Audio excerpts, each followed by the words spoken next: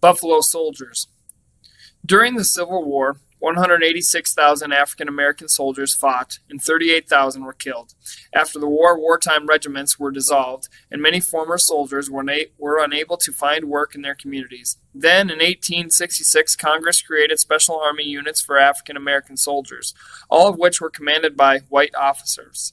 The units were identified as the 9th and 10th Cavalry and 4 infantry regiments, which were later consolidated into 2 and called the 24th and 25th Infantry Regiments. The soldiers were used to fight the war against the Native Americans.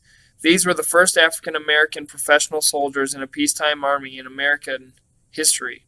The men were from various backgrounds, including former slaves and war veterans.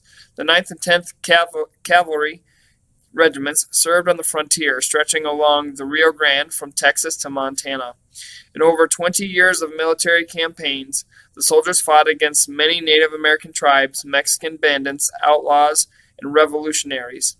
The condition of the territory was chaotic because of the criminal activities that were occurring. These soldiers also built forts, roads, and telegraph lines while protecting railroads, trains, and settlers.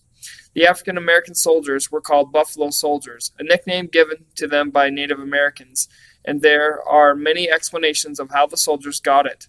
Since buffalo were highly valued by the Native Americans, the name would be considered a term of respect, one that demonstrates courage in battle.